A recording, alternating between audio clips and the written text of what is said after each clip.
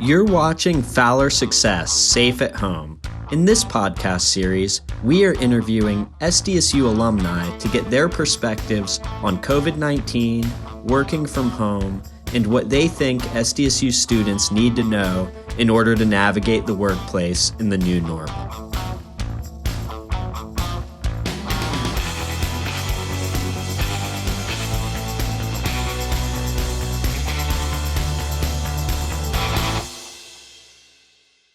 Thank you for joining us for another episode of Fowler Success, Safe from Home.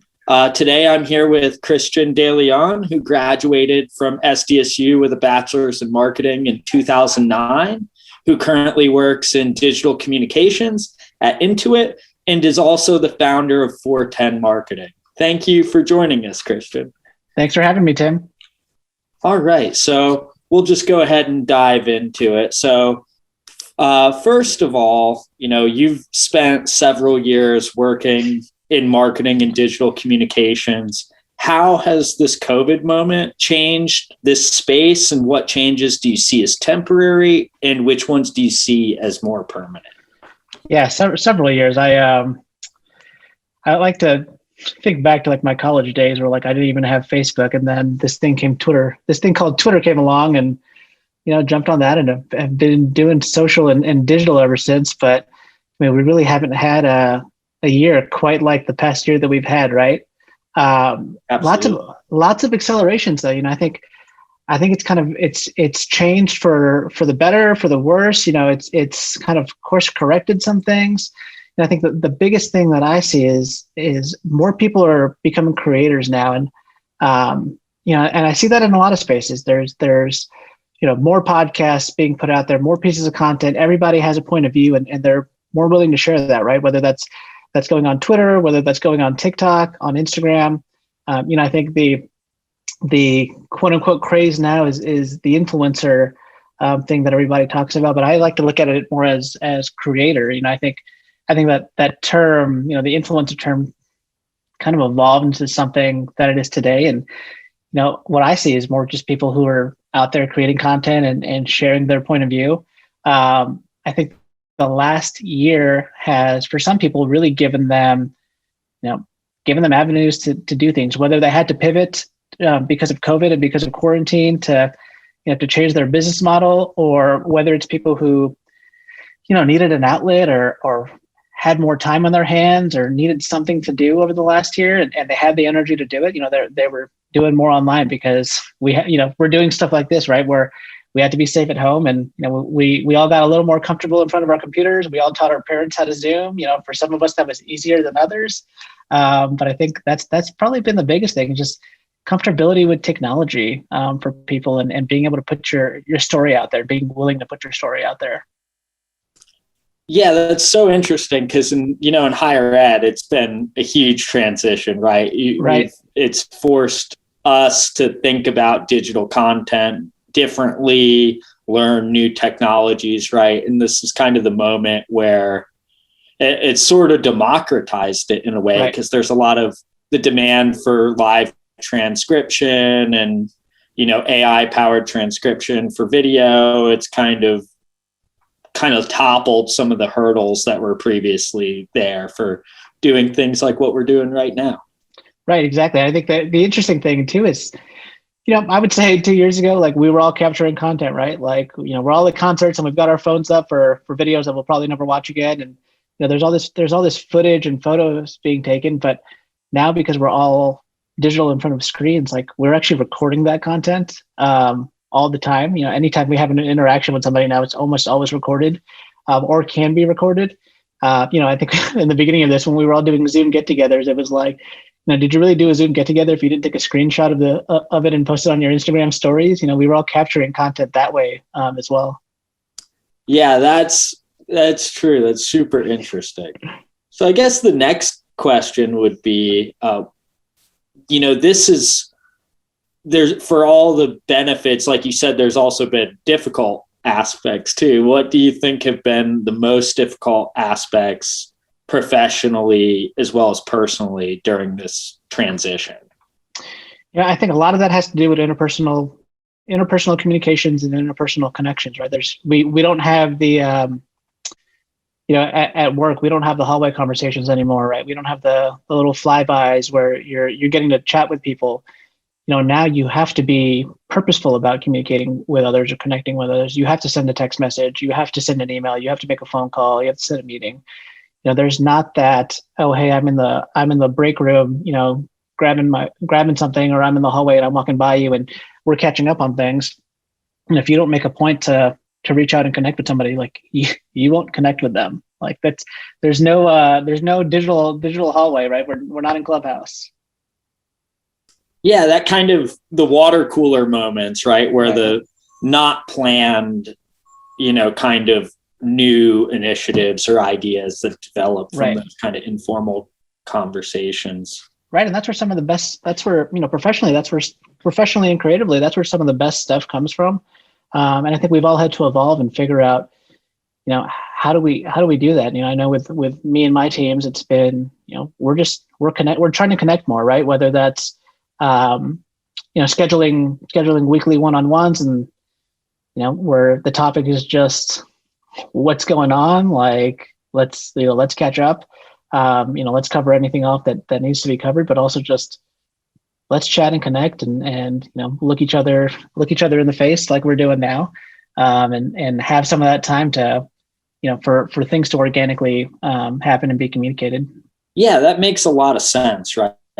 That and this has been something I've heard from like meetings and events, right? That kind of like magic from the in-person networking has been, something that hasn't gone away, but you have to be a lot more purposeful in planning it and making sure that it still happens. Right.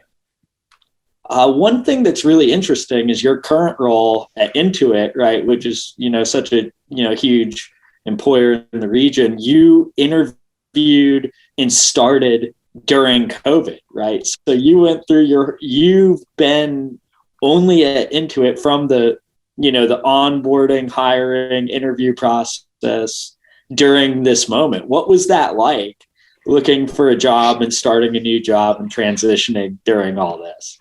Right. So I've never set foot on the Intuit campus, never set foot in the Intuit office. I hear it's beautiful. I think that's such an interesting thing that there's so many of my coworkers who I've never met, like the majority of my coworkers I've never met in person before. Only the handful from having previous relationships with, but it's been such a process. I would say, like, from the looking for a role, and looking as I got into this role, the nice thing was, and I think we can touch on this at some point, just it was something that came to me a little bit. And it wasn't something that I actually like went out and applied for. It was a little bit of networking, a little bit of, having connections with people, which again, as we talk about, is a little harder during this. But going through the interview process, doing that was actually felt pretty normal. As you would if you were interviewing normally, like, it's phone calls, and then, you do the Zoom meeting like this, which can be a little more nerve-wracking than going into an office and doing that, but still felt pretty similar. I would say that the big difference was actually in the onboarding, and I will give Intuit a ton of credit because it was probably the smoothest onboarding process that I've ever had with a company. I had my laptop shipped to me, all of the instructions. It was the first time that I think I've been able to get like on the Wi-Fi on day one of having a new laptop. I'll give myself a little bit of credit because I run my home Wi-Fi network, but just a great job by the company of onboarding virtually, which again can be so hard when you're trying to build that culture and when you're trying to really make people feel welcome. It's so hard to do that virtually. That there was something that I really appreciated with my team, and even from starting with the company, starting with the team, and being able to integrate with everybody, and just having these like one-on-one Zoom meetings or team Zoom meetings, in place of what we would normally be doing in person.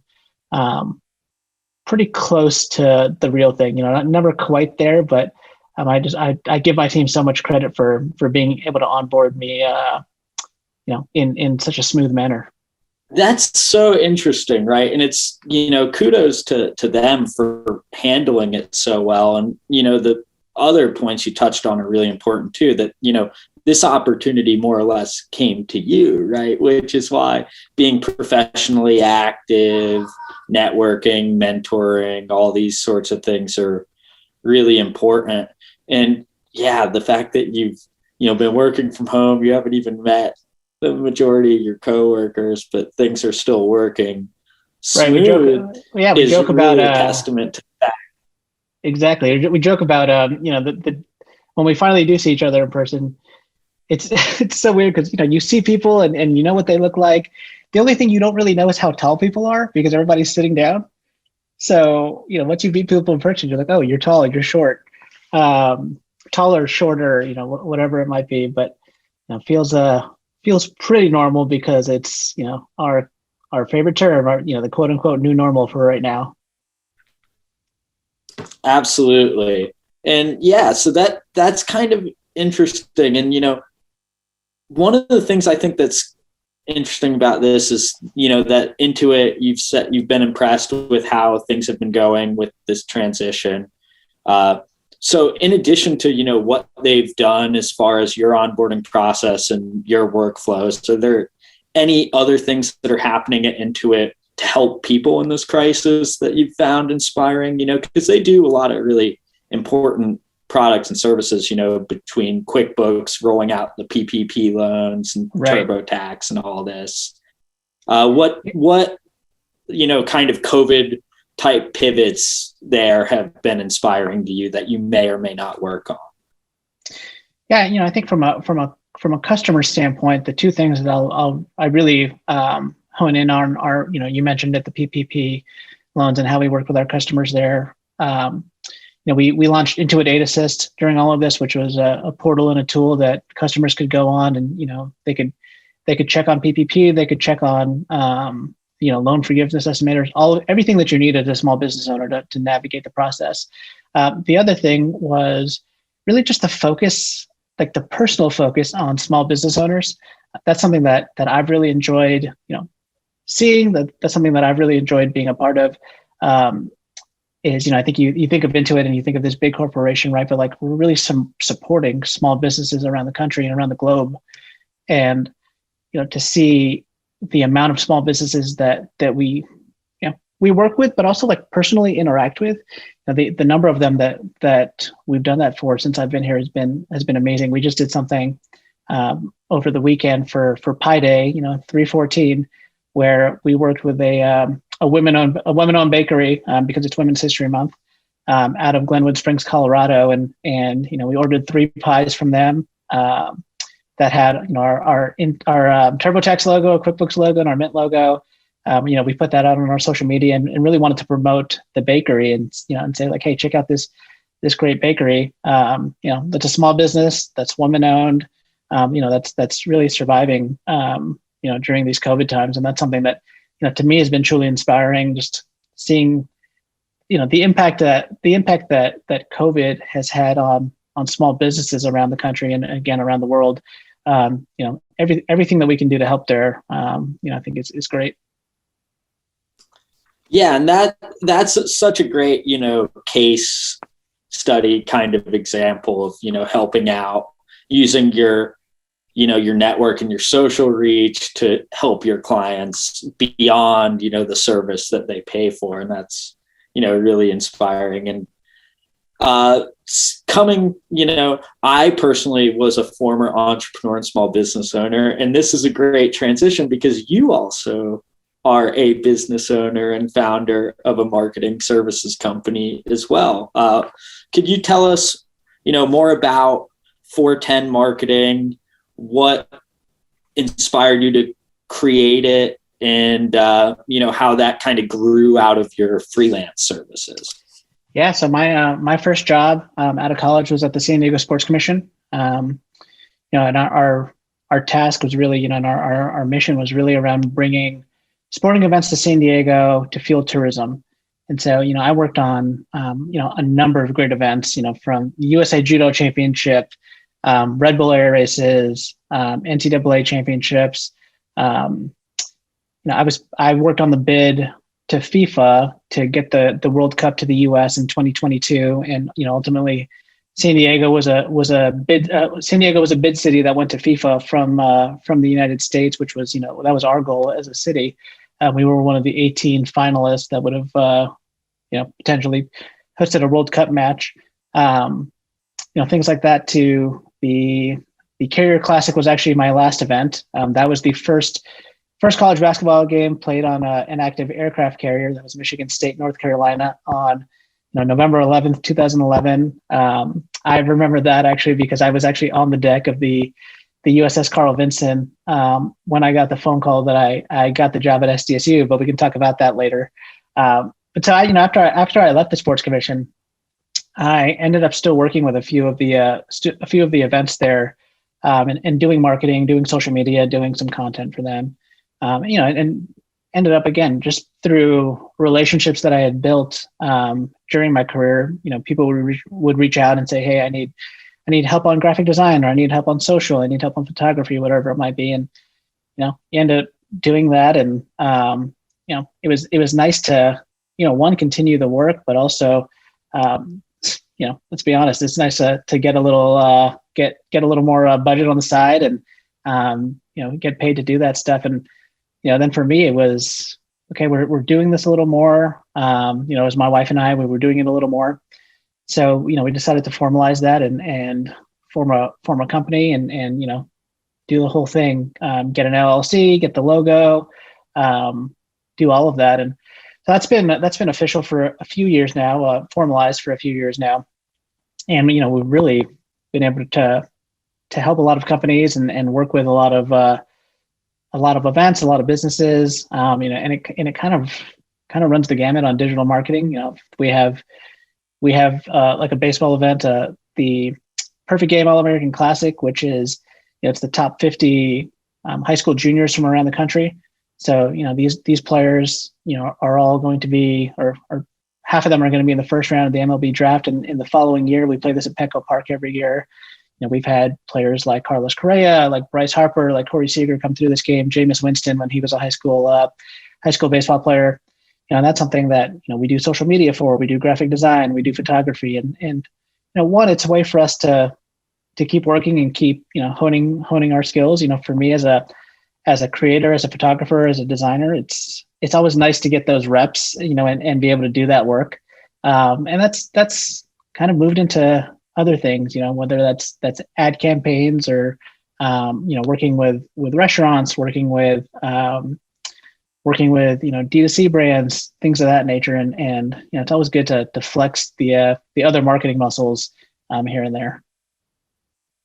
It's interesting that you say that, right? Because like from what I've heard from other people I've talked to about freelancing, it's kind of the same storyline, right? Where you're doing things you're interested in on projects you're interested in with people, leveraging your network,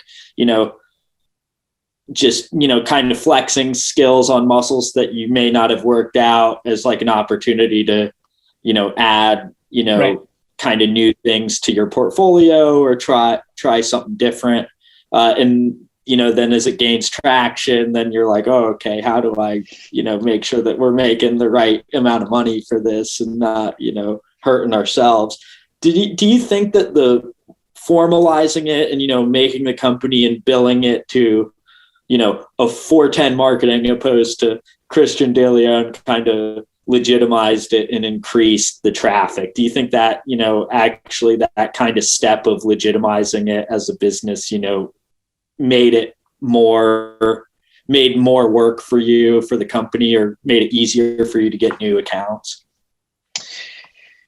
I think that's a great question. I think from an easier to get new accounts, I wouldn't have thought so, but I think it kind of proved out that way. And part of that, for us, I've never had to prospect out for business on that. And part of that is just, is workload and my personal capacity to do the work. Never want to bite off more than I can chew, because we want to offer great service. So it's been a lot of, working with people who know people that know us, if that makes sense. It's the, hey, you should you should give Christian a call, or, hey, I've got a marketing agency for you that might be a good fit. And it's a lot of word of mouth.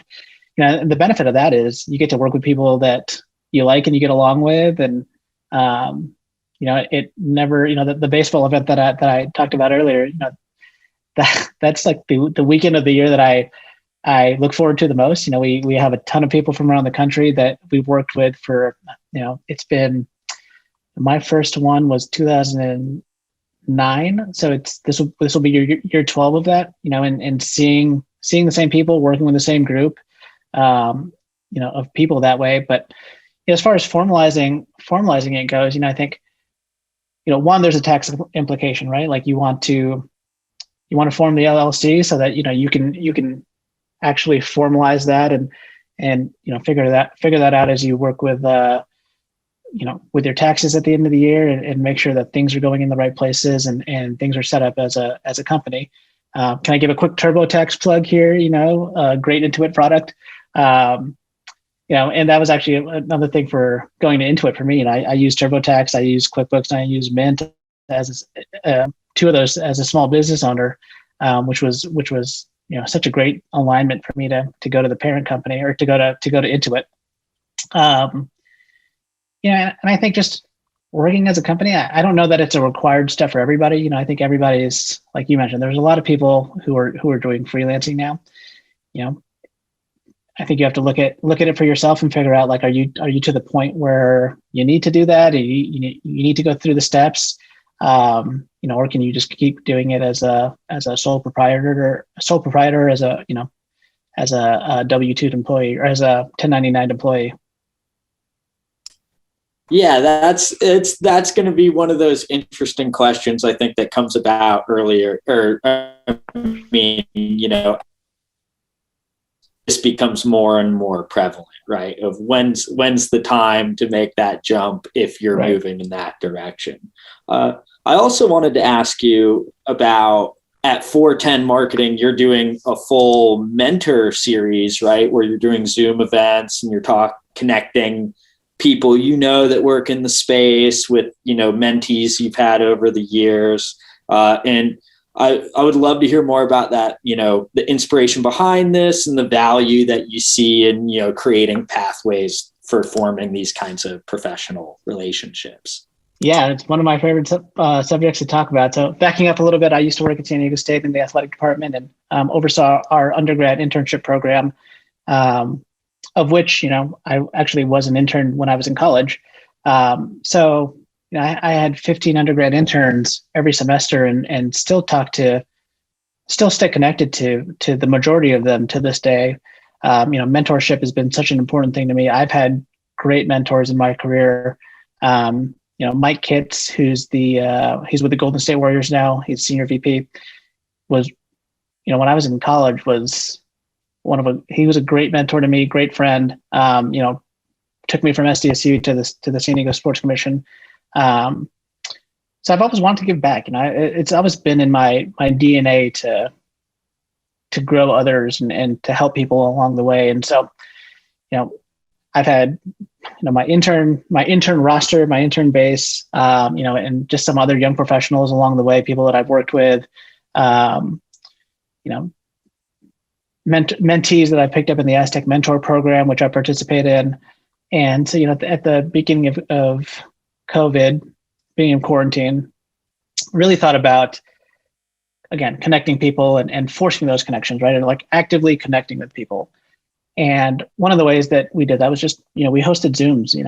There's a lot of people out there who needed community and needed to talk to people. So, the first one was like, we just hosted a Zoom with everybody, sent an email out to everybody and said, hey, like, we're going to jump on a Zoom, this day, this time, if you can join, we'd love to have you. And it was great. We had 30 people. We just kind of had a conversation about what everybody was doing. And a lot of it was kind of a mini reunion of, where's everybody at now? A lot of them hadn't seen each other since college, which is pretty recent for a lot of them. But, it was, oh, you're working here. And we were making those connections of, oh, you work here, I work here. Like maybe there's a way that we can work together now, even though we knew each other in college. So we did that. And, I would continue to check in with people. And a lot of these people, I don't want to say kids, they're grown up now, but a lot of them have heard from me forever, since they were in college or whatever it might be.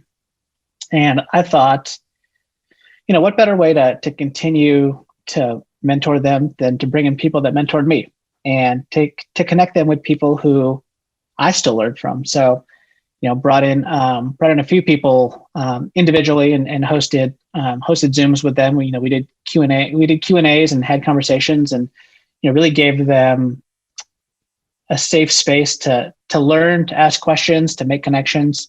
So a few of those people were, my kids who I've already mentioned at the Golden State Warriors, Graham Sidarius, who's with the Anaheim Ducks, Alex Mellon, who's with 2XU, and we brought in these people to do this mentor series. And from that, we evolved that, one more time, again, because we've been in lockdown for so long that we got to go through a few evolutions.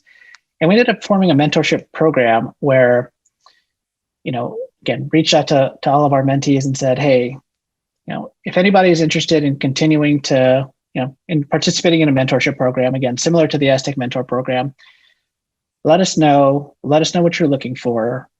And, we'll try to pair you, and we'll try to pair you with somebody in our network that we think can help you along the way. So, we did that. And I think we ended up doing 12 pairings of mentees and mentors. And, the mentors are a big mix of people that, that my wife and I have worked with throughout our careers. So, people from San Diego Padres, people from the PGA Tour, people from Impossible Foods, which is one of my favorite brands. And we just connected people based on, the mentees and what they were looking for and what they were trying to grow into their career. And, we did an intro call with all of them, or with each of the pairings, we did an intro call, kind of the like blind date intro, so it's not as awkward. And then we just kind of told them, like, we're not going to formalize this. We're not going to give you, we're not going to give you homework. This is really on you. And it's, we've told the mentees, like, it's really on you as the mentee to get out of this what you want. It's not up to the mentor to reach out to you and give you homework or tell you things to do. Like, you as the mentee need to be the one driving the relationship and asking questions and doing all of that. So that's been, if you were to ask me, like, the best thing about the last year, one would be the fact that my wife is pregnant, and we have a baby on the way. I think I'd get in trouble if I didn't say that, but the mentorship program has definitely been number 2 on that list.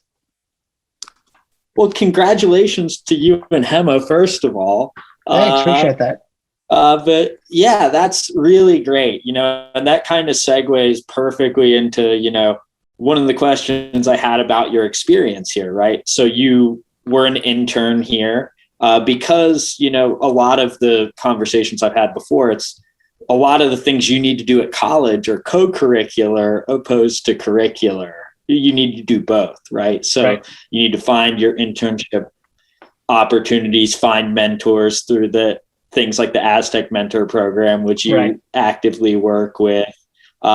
So when you were a student, you capitalized on these opportunities. What, there's not really much else to say, but I guess the thing is that's something the students really need to look into. And then, in addition to that, I'm curious, because you took advantage of all these co-curricular opportunities, what aspects of, your coursework did you find most beneficial that's, applied pretty broadly to your work since you've started?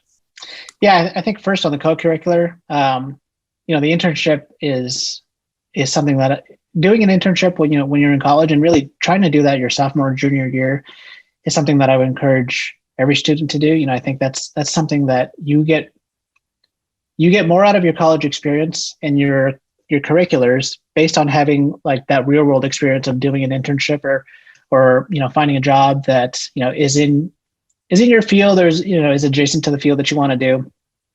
For me, curricularly, it's funny, actually, so my favorite class in college was Marketing 373 with Mickey Belch. It was Integrated Marketing Communications. that was the most important class for me at SDSU. I graduated, you mentioned earlier, I graduated as a marketing major. I took the normal college career route where I came into SDSU as an accounting major, and then after my sophomore year, I changed to finance because I thought that was going to be easier, and then I went through finance for a semester, and at the same time started my marketing internship. And the way that I got my marketing internship was I reached out to Steve Schnall in the athletic department because I decided I wanted to work in sports, and that was kind of the thing that I wanted to do. Reached out to him, and he was one of the first people that emailed me back and happily, just gave me an informational interview, and we talked about sports and we talked about SDSU, and asked him about an internship, and he said, well, marketing is the only department that's hiring right now. I said, great, I'll interview there. So he put me in touch there, and I interviewed and got that internship. And that's why that's why I went into marketing, because that was the only internship available at the time. And I went into it and ended up loving it. So I switched to being a marketing major, and I took Mickey's class, Marketing 373 IMC. Again, best class I took there. I actually saw Mickey at a football game 2 or 3 years ago now. Saw him and had the opportunity to tell him that, and that really like the impact that class had on my career. And I don't say that lightly. It's not often that as somebody who's been in their career for 8+ years, that you get to go back and see your professor and tell them the impact that they had. But that was something that was actually really special to me to be able to do that. That's really cool, right? I totally appreciate that. I owe my entire career to the business librarian at Florida State University, who taught me basically everything that I know as well. So I'm totally in the same boat as far as appreciation for someone really kind of connecting the dots for me of, oh, this is what I'm going to do. And yeah, it's interesting because right now it's probably a little harder for students to get that same kind of experience in this, kind of remote moment. But I mean, things will be moving back sooner rather than later. But, it's really a kind of interesting time to navigate the job market. And, for our students who are, seniors coming out right now, especially for someone that's, gone through this in this kind of moment, what advice do you have for students who are then, trying to take these, curricular skills and, internship experiences and then apply that to landing their first professional job in this current moment? Yeah, I think a lot of that has to do with, again, we talk about active connections and I think the term networking, and maybe this is me showing my age, but I feel like when I was growing up, networking, I always thought networking was like, oh, we're exchanging business cards. I remember going to networking events when I was at my first job, and it was like, okay, like how many business cards can I exchange with people? I don't know when the last time I had a business card was, or that I took somebody's business card now. But, to me, networking is it's relationship building, right? It's meeting people and carrying that relationship through past the first meeting. I think that's the biggest question that I get from, young professionals is, okay, like, one, how do you make the connection with somebody that you don't know? And, I think for a lot of us, Tim, I'm sure you're the same way. If you get a LinkedIn message from a student that says, hey, I'm interested in your career path and what you're doing, 9 times out of 10, you're willing to take 15, 30 minutes and chat with the student about that and give advice. I had so many people do that for me that I'm always willing to do that for other people. If somebody sends me a LinkedIn message and adds a LinkedIn connection and adds a message and, has questions, I'm more than happy to take the time to do that if it's genuine. And the other portion of that then is like, okay, now that I've done that, I've had the informational interview, you've done the first 15, 30-minute conversation, like what next? Like what happens then? And, to me, again, like I talked about earlier, it's when it's on the mentee, it's also on you as the student or the young professional to keep that going. Right. So, if if you see an article that the person might be interested in, or if you see a piece of news or whatever it might be, shoot them an email and say, hey, I saw this, thought you might find this interesting, and add some of your thoughts behind it, and break it down a little bit. Add value. I think that's the biggest thing. It's like add value, and you can keep that relationship a little stronger. So that's a big thing for me is really just trying to build those connections.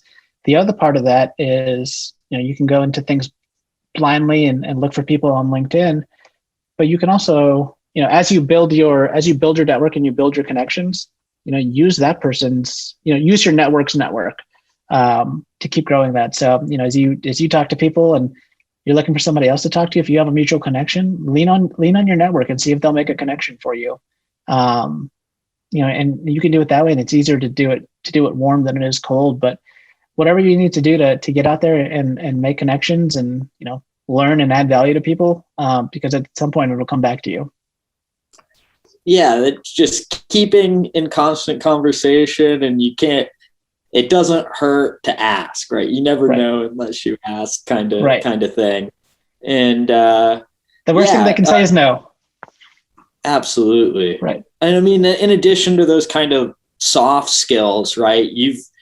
You wear a lot of hats in marketing, from design, photography, copywriting, technical rollout kind of stuff.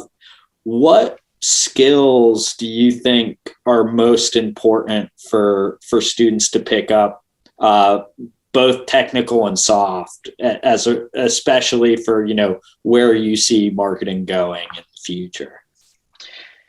Yeah, I think, digital is a huge space, right? And obviously I'm a little biased when I say that. But I think having the one thing that differentiates you from other people, especially for the seniors graduating this year, as you're looking for jobs, your competition is going to be the person that was sitting next to you virtually in class, right? The person that was in the box right next door.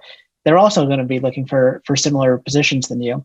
So for me, what helped was having a differentiating factor. And, for me, it was I self-taught myself Photoshop when I was in college. And, Mike, who I have talked about multiple times now, which is not a surprise, but, Mike was an account executive with Learfield Sports at SDSU. He was selling sponsorships to SDSU football and basketball games. When I was an intern in college, I helped him, mock up advertisings, mock up, sponsor logos, things like that. And, that helped him sell, and my position didn't report into him, didn't really have anything to do with his position, but because I had that skill set to do Photoshop, and it was something that was differentiating me from, the 14 other interns that were there, him and I were able to build a relationship. And again, I got my first job out of college because he got a new job and called me my last semester of college and said, "Hey, come interview." And, that was kind of the story for me. So, I think, one, make sure that it's a differentiated skill. Just find the one thing that you can say, this is what I do that, my peers don't do, figure out what that is. What that is kind of up to you, is if that's, you kind of take my route and say, I'm just going to learn Adobe. Again, there's student discounts for that at the library. There's a plug for you, Aztec Shops. You can go get yourself an Adobe subscription. You can learn analytics, learn Google, do things like that are going to be different than the people going against you in interviews. From a soft skill standpoint, I'll say networking, because that's something that's big on me. And again, I don't want to call it networking. I want to call it relationship building, right? Get out there and build your relationships. Back in the day, there was these things called Rolodexes. Kids today don't know about those, but it's all on your phone now and your contacts. But get out there and just start to meet people and don't be afraid to put yourself out there. I think we touched on this at the very beginning, but we're kind of in this era now of personal branding. And I'm not necessarily a believer that everybody has to have a social media presence, but it's something that could help you, find a job or find your next opportunity. Go on LinkedIn, go on Twitter, go on Instagram, whatever it might be. So from a soft skills standpoint, I think just build relationships and get out there. The other thing for me that was really important was, again, my thing was helping other people. And, that's always helped me. That's always helped me just move forward, based on, what people knew about me, or it helped me make connections. I'll share one more thing that Mike told me, that always sticks with me. And it's give before you take, offer before you ask. Give before you take, offer before you ask, and it was, be selfless, give to other people. And, at some point that's going to come back to you. Yeah, it's really interesting to hear that, because that's how you kind of build those relationships, like you said, which is the huge, soft skill component. And I'm happy to hear that you plugged the library as well, and I will plug it again, right? We have in the career guide I built, we have a subscription to Safari Tech Books, which has like video playlists and ebooks on how to use all these different softwares, even more contemporary things you wouldn't expect, like Salesforce, right? So if you can go, into the workforce and show that you've got those kinds of skills, that's huge. The San Diego County Library has lynda.com, which those certificates go straight into your LinkedIn and could, boost you on the, the LinkedIn search. And like you said, even if you don't have to be an Instagram influencer, you really need to be building your professional profile on whatever, outlet is appropriate, I guess. Right. And I have two more questions for you. It's been a great conversation so far. So, the other thing is these things change over time, like especially the softwares, right? And then, which avenues people access information changes the way that, they're going to be marketed to. What kinds of places do you look for, this kind of current information, and where do you keep up with trend? Yeah, especially in the digital space, it changes every day, right? Like you can't take a 3-month vacation from digital and expect to still be current. For me, Twitter's a big space, LinkedIn's a big space. And, there's a few like marketing newsletters that I try to stay up on every day and, make sure that I'm reading. For me, because I work in social, I'm allowed to be on Twitter all day. But I browse a lot. I get a lot of push notifications. And then what I'll do is I'll bookmark a lot of things, and then save them for the end of the day. So, at some point during the day, I'll go back on my iPad and look at all the articles that I bookmarked during the day and try to read them. Again, try, intention is good, but there are definitely some articles that I still need to catch up on. And that's a good place, because it's constant flow, right? Like when you're on social and you're on Twitter, like it's constant flow of things. And so a lot of that is curating your feed for people in the industry, or people that are sharing news outlets, the right marketing blogs, things like that. Yeah, that's something I've always been interested, like blogs, newsletters, right? There's and that's one thing I try to teach the students, because when you're, in your 200-300 classes writing your research papers, that's peer review literature. But in a space like the space you work in, where, it's changed by the minute, something that takes 6 months to get through the peer review process may not be, the best way to keep current in the professional world. So it really depends on what you're doing. And the last question. The other thing I wanted to touch on, Tim, that I totally blanked on mentioning is podcasts is a huge thing for me. It's been interesting the last year, just with drive time being eliminated. I think some people have tried to figure out like where they listen to podcasts now. So that's been a big place for me, though, is listening to marketing podcasts, business podcasts, podcasts about whatever topic, and trying to find the time, whether that's going for a walk, whether that's as I'm doing stuff around the house, depending on the type of work that I'm doing at the time. Like I'll try to throw a podcast on and listen during work. But that's another place where you can get a lot of information, but you can also get you can also get pretty in-depth like knowledge and, dissection of things. And it's totally appropriate to mention that right now, because that's basically what we're working on. Right, exactly. I've thought about pivoting this to, ripping the audio and putting it on Spotify or something as well. But, this will organically evolve. I was initially doing all of these, kind of on campus videos, but this moment forced the pivot. Right. So we're all evolving. Yeah. So, I mean, that's just kind of, whatever floats your boat as far as medium for getting this kind of information. And there's benefits and downsides to each as far as time and what topics are being covered.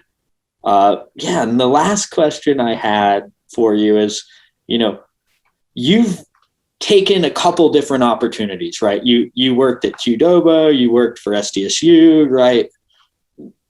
The kind of metric now is most people in the business world move, somewhere between 3 to 5 years, 2 to 5 years. When do you know it's the right time to look for a new opportunity? And, how do you begin looking for the job after the first job?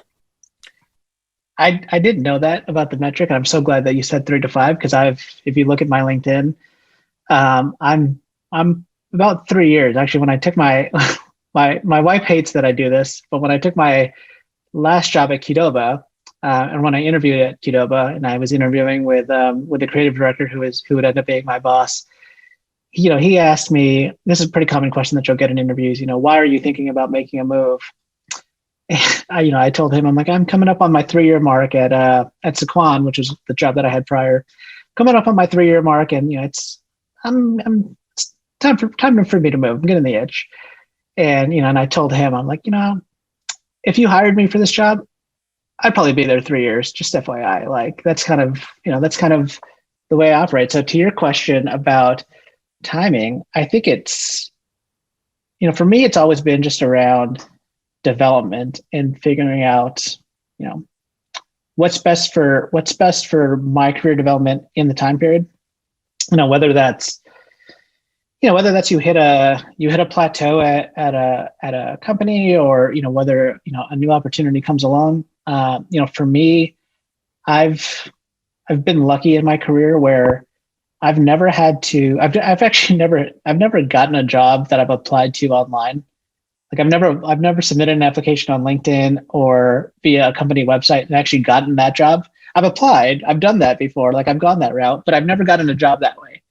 I've always gotten my jobs based on, again, I sound like a broken record, but like relationships in my network. And that comes in a few ways.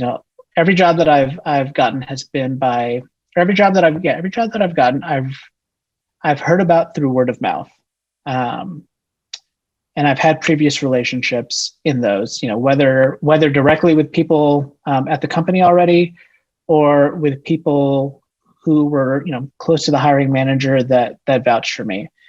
So I've never gone into a job interview that I've actually gotten the job for cold. Every job interview that I've gone into, that I've gotten, the manager has known about me. They've heard from other people who I am, the type of employee that I am, the type of marketer that I am, and that's helped me. So it's kind of a two-part answer to your question. Like, one, I've kind of let the environment dictate when it's time for me to go, based on other opportunities and what else is out there, and and how I want to grow my career, and the skills that I want to look to add to my career. The other part of that is, the other part that I look at when I'm looking at a role is the manager and the leader, and who I would be reporting to. And that's just always been such an important part of me. And I've been really lucky to have some great managers in my career. Many of them who I still am very close with to this day. Steve Schnall, who just retired from SDSU, was, again, he was the first person that I ever met with when I wanted to get an internship. He was the first person that would take a meeting with me. And when I went back and applied at SDSU to actually work in the athletic department, he was the one that I interviewed with. And, I obviously worked with him there as well. So when I went through that process, I knew him. And, I'm still so close to him today. He jokes that him and his wife are, they're going to be our child's third set of grandparents. He was at my wedding and did the grand entrance for my wedding. He emceed the grand entrance. So, to me, it's always just been about the people that I want to be around. And that's hard to tell sometimes because you don't always get to like get to know your manager in the interview process or get to know the person that's going to be your manager. But, for me, it's always been about, trying to ask around, trying to learn as much as possible. You LinkedIn stalk, you do all of that and you just try to figure out what that is. But, that's always been an important part for me and as far as career moves. Yeah, that's so interesting, right? Because the concept in sales, right, of the warm handshake, right, getting you in the door, and right. I work with the entrepreneurs at the Zip Launchpad, and one of the things I look at is I have a list of VCs and PEI who are SDSU alum, right, for that kind of in, right.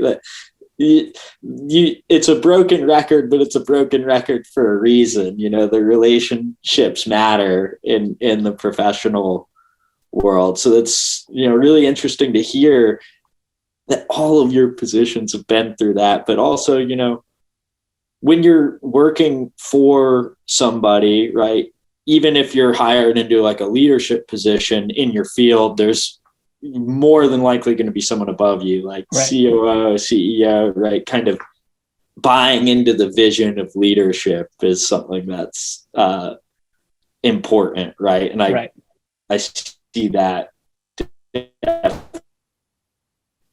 as a key point that is worth taking away from that. All right, so I think that's all that I had today, and I think there's a lot of great insights here for the students, and I want to thank you for talking with me, and I'll let you know as soon as all this is wrapped up and put live. Awesome. Thanks for the time, Jim, and thanks for I would say more globally, thanks for doing this this video cast. I think it's adding a lot of value to students and alums, and you're really spreading that message, and you're adding value. Thank you for watching this episode of Fowler Success Safe at Home. Subscribe for more stories from alumni about navigating the workplace in the new normal.